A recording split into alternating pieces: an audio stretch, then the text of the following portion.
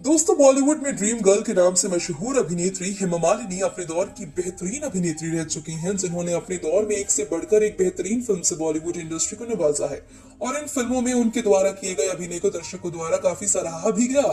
अपनी खूबसूरती और एक्टिंग के लिए मशहूर अभिनेत्रियां आज भी उतनी ही खूबसूरत नजर आती हैं जितना कि ये पहले खूबसूरत दिखती थी।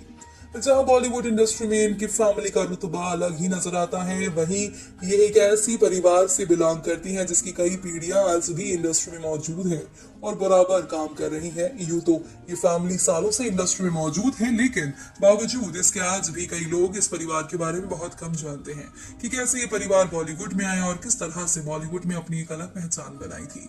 आज के हमारे इस वीडियो में हम आपको इन्हीं सब सवालों का जवाब देने वाले हैं, इनके परिवार की हिस्ट्री बताकर। अगर आप भी अपने दौर की खूबसूरत अभिनेत्री हेमा मालिनी के फैन हैं तो बने रहिए इस वीडियो के अंत तक, और साथ ही इस फैमिली के लिए हमारी वीडियो को लाइक करना ना भूलें।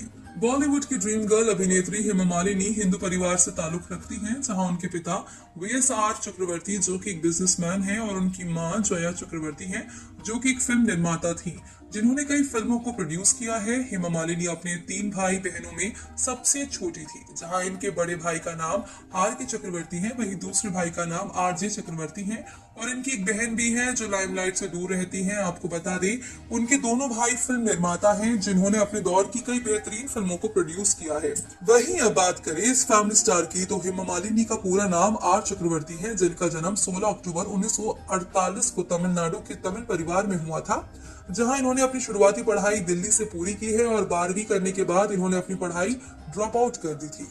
इन्हें बचपन से ही डांसिंग और एक्टिंग का काफी शौक रहा है, जहां इन्हें अपने शुरुआती करियर में कई बार रिजेक्शन का सामना करना पड़ा था। यहाँ तक कि एक बार तमिल निर्देशक ने उन्हें अपनी फिल्म में ये कहकर लेने से मना कर दिया था कि उनमें स्टार बनने लायक कुछ भी नहीं है। लेकिन काफी संघर्ष करने के बाद इन्हें साल 1963 की तमिल फिल्म इंदु सत्यम से अपने अभिनय करियर की शुरुआत की। इस फिल्म में उन्होंने सपोर्टिंग एक्टर के तौर पर काम किया है, जिसके बाद इन्होंने हिंदी सिनेमा में कई सालों तक बेहद संघर्ष किया और साल 1968 में उन्होंने राज कपूर निर्देशित फिल्म सपनों के सौदागर से बतौर लीड एक्टर अपने अभिनय करियर की शुरुआत की। फिल्म तो बॉक्स ऑफिस पर असफल साबित हुई, लेकिन अभिनेत्री के रूप में हेमा मालिनी को दर्शकों ने खूब पसंद किया, जिसके बाद उनके अभिनय को देखते हुए ये फिल्म निर्माता और निर्देशकों ने कई और फिल्में ऑफर की, जिनमें शराफत, जुगनू, जमाई राजा, बागवान, आसपास, राजा जानी और सम्राट जैसी कई फिल्में शामिल है। इन फिल्मों में अपने दमदार अभिनय से इन्होंने हर किसी को अपना दीवाना बना दिया और साल 1975 में आई फिल्म शोले में से इन्होंने काफी प्रसिद्धि हासिल की, जहां इन्होंने तमिल, तेलुगु सहित बॉलीवुड की लगभग 200 से ज्यादा फिल्मों में काम किया है और काफी सराहना हासिल की, जहां इनके इस काबिलियत के लिए इन्हें कई अवार्ड से भी सम्मानित किया जा चुका है, जिनमें साल 2000 में भारत सरकार द्वारा पद्मश्री पुरस्कार शामिल है। इसके अलावा हेमा मालिनी फिल्म फेयर के लाइफ टाइम अचीवमेंट अवार्ड से भी नवाजी जा चुकी हैं, लेकिन फिल्मों में काम करने के बाद उन्होंने अपना रुख पॉलिटिक्स की ओर किया, जहां हेमा मालिनी ने 2003 में भारतीय जनता पार्टी की ओर से राज्यसभा सांसद बनकर अपने राजनीतिक करियर की शुरुआत की थी। वे वर्तमान में उत्तर प्रदेश के मथुरा से लोकसभा सांसद है। अब बात करें इनकी प्रोफेशनल लाइफ के बारे में, इनकी निजी जीवन की, तो आपको बता दें हेमा मालिनी ने बॉलीवुड के ही मैन कहे जाने वाले दमदार अभिनेता धर्मेंद्र से शादी की है। बात करें उनकी लव लाइफ की, तो दोनों की लव स्टोरी का काफी दिलचस्प है। धर्मेंद्र ने 13 साल छोटी हेमा से धर्म और नाम बदल कर शादी की थी। 1970 में धर्मेंद्र और हेमा मालिनी पहली बार स्क्रीन पर फिल्म शराफत और तुम हसीन में जवां में साथ नजर आए थे। इसके बाद दोनों के बीच करीबी की खबरें आने लगी। 1970 के बाद लगातार हेमा और धर्मेंद्र एक साथ फिल्में करते रहे और दोनों के बीच नजदीकियां बढ़ती गई और प्यार देखने को मिलता रहा। जहां अभिनेता धर्मेंद्र की शादी फिल्मों में आने से पहले प्रकाश कौर से हो चुकी थी और धर्मेंद्र अपनी पहली पत्नी प्रकाश से अलग नहीं होना चाहते थे, इसलिए उन्होंने हेमा से शर्त रखी थी कि वो शादी के बाद अपनी पहली पत्नी प्रकाश, बच्चों और परिवार को नहीं छोड़ेंगे। हेमा ने उनकी ये शर्त मान ली थी। अब यहाँ मुश्किल ये थी कि शादी कैसे की जाए, क्योंकि धर्मेंद्र शादीशुदा थे और दूसरी शादी करना उनके लिए धर्म के विरुद्ध था। हिंदू होने के चलते धर्मेंद्र ने मुस्लिम धर्म कबूल कर हेमा मालिनी से शादी करने का फैसला किया था।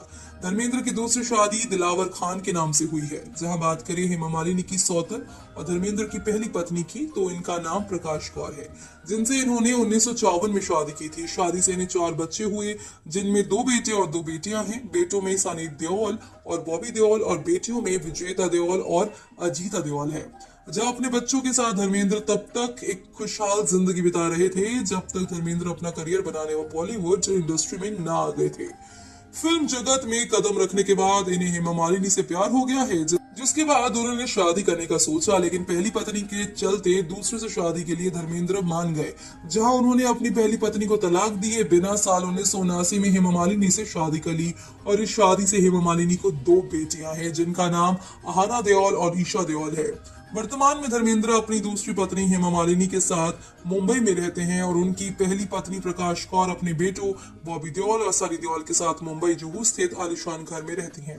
वहीं बात करें धर्मेंद्र की, तो धर्मेंद्र बॉलीवुड की एक जाने माने अभिनेता हैं, जिन्होंने बॉलीवुड इंडस्ट्री को कई बेहतरीन फिल्मों से नवाजा है, जिनमें हकीकत, आई मिलन की बेला, पूर्णिमा, नीला आकाश, काजल, चांद और सूरज और अक्षदीप शामिल है। फिल्मों को इनकी सफल फिल्में कही जाती है। भले ही आज ये फिल्मों से दूर हों, पर आज भी इन्हें बॉलीवुड इंडस्ट्री में किसी पहचान की जरूरत नहीं है, जहां इन्होंने अपने अभिनय से बॉलीवुड में काफी नाम बनाया है।